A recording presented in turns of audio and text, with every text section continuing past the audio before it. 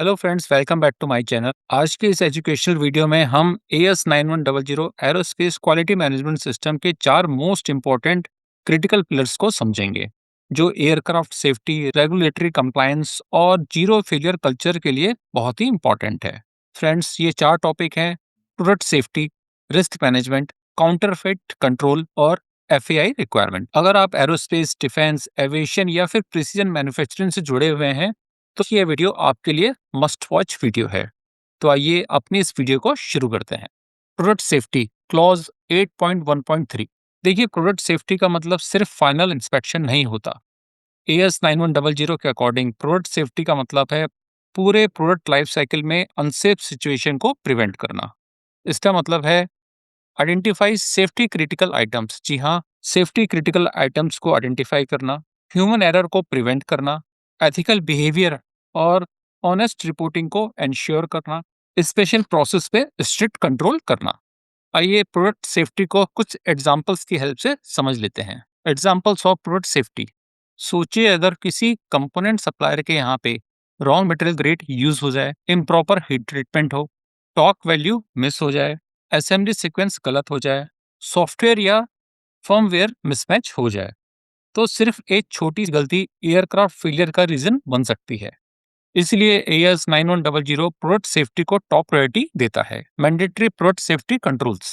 देखिए, AS 9100 expect करता है कि प्रोडक्ट सेफ्टी पॉलिसी को डॉक्यूमेंट किया जाए, प्रोडक्ट सेफ्टी के लिए क्लियर रिस्पॉन्सिबिलिटी असाइन की जाए, एम्प्लॉयज को प्रोडक्ट सेफ्टी अवेयरनेस ट्रेनिंग दी जाए, शॉप फ्लोर पे ओपन रिपोर्टिंग का कल्चर डेवलप हो।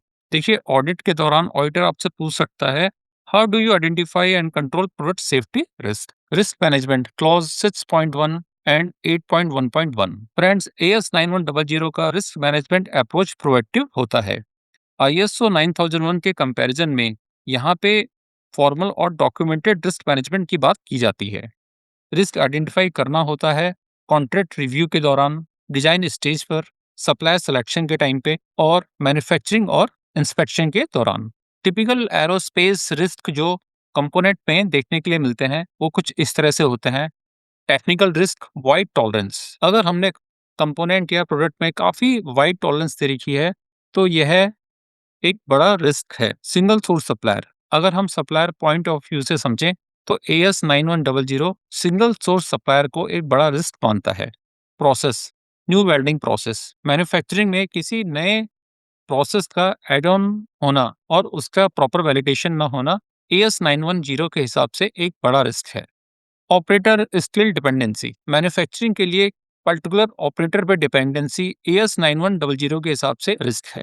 Short delivery timeline. शेड्यूल के पॉइंट ऑफ व्यू से समझें तो शॉर्ट डिलीवरी टाइमलाइन को AS 9100 एक बड़ा रिस्क मानता है।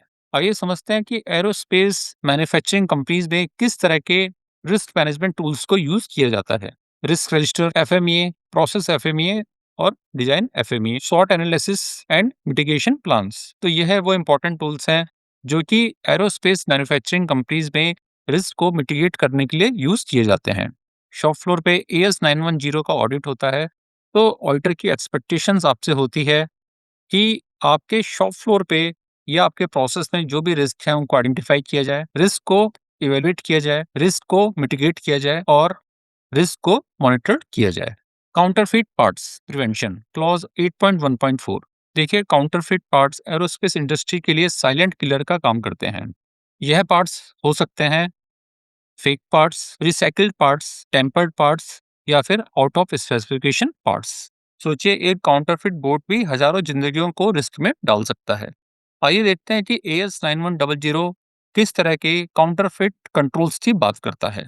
देखिए, AS 910 कहता है कि आपको केवल अप्रूव्ड सप्लायर से ही पार्ट्स को परचेज करना चाहिए। OEM या ऑथराइज डिस्ट्रीब्यूटर तक आपके पार्ट या प्रोडक्ट की ट्रेसेबिलिटी होनी चाहिए। सर्टिफिकेट ऑफ कंफर्मिटी को आपको वेरीफाई करना है।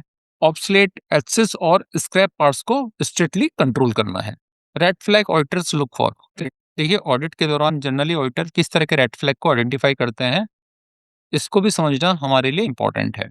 Missing COC, certificate of conformity का मिस होना AS 9100 के हिसाब से एक क्रिटिकल NC है। सिमिलर वे में नो बैच और लॉट ट्रेसेबिलिटी, अगर आपकी ट्रेसेबिलिटी भी एंड टू एंड नहीं है, तो यह भी स्टैंडर्ड के हिसाब से एक मेजर एनसी या रेड फ्लैग है। ओल्ड डेट कोड्स, यह भी एक मेजर एनसी में आता है।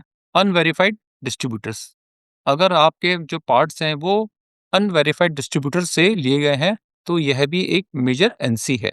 जनरली ऑडिट के दौरान ऑडिटर आपसे क्वेश्चन कर सकता है, how do you ensure receive parts are not counterfeit. AS 910 की जो चौथी क्रिटिकल रिक्वायरमेंट है वो है फर्स्ट आर्टिकल। देखिए एएस 9100 फर्स्ट आर्टिकल इंस्पेक्शन के लिए क्या डेफिनेशन देती है। एएस 9100 कहता है, first article inspection is a complete documented verification that first production part meets all design and specifications requirement. First article inspection का मतलब है first production part का 100% documented verification होना, जो कि अप्रूव करे कि पार्ट ड्राइंग और स्पेसिफिकेशन के एग्जैक्टली अकॉर्डिंग बना है।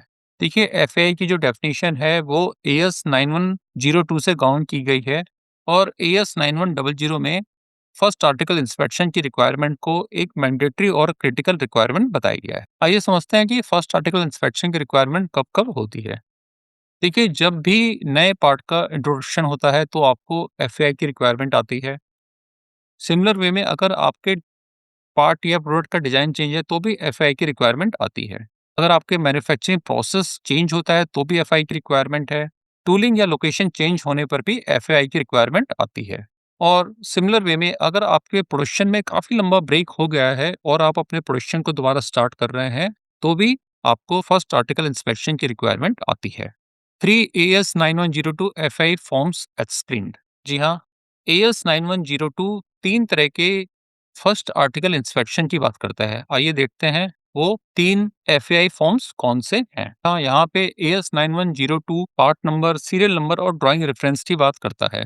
फॉर्म 2 प्रोडक्ट अकाउंटेबिलिटी, यहाँ पे as 9102 raw material, special processes और फंक्शनल टेस्ट की बात फर्स्ट आर्टिकल इंस्पेक्शन के दौरान करता है।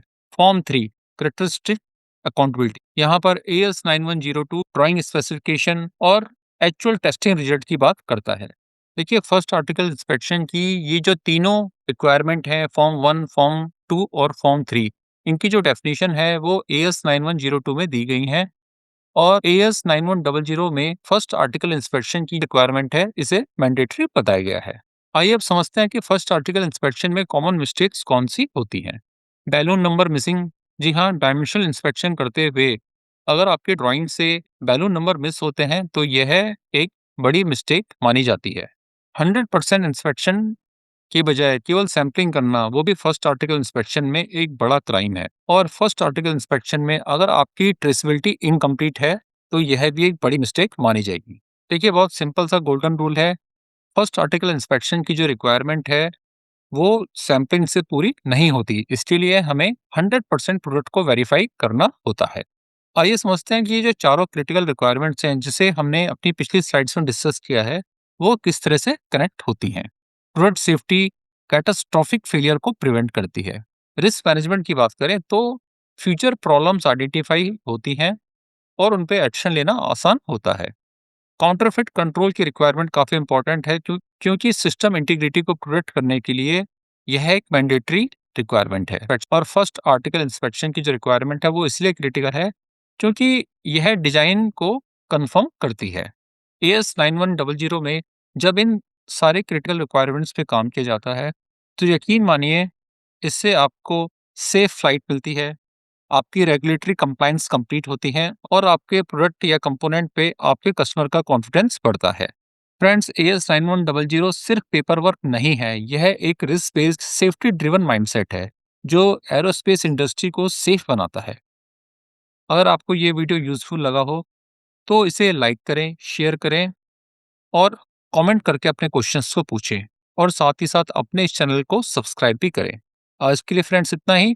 नमस्कार, जय हिंद।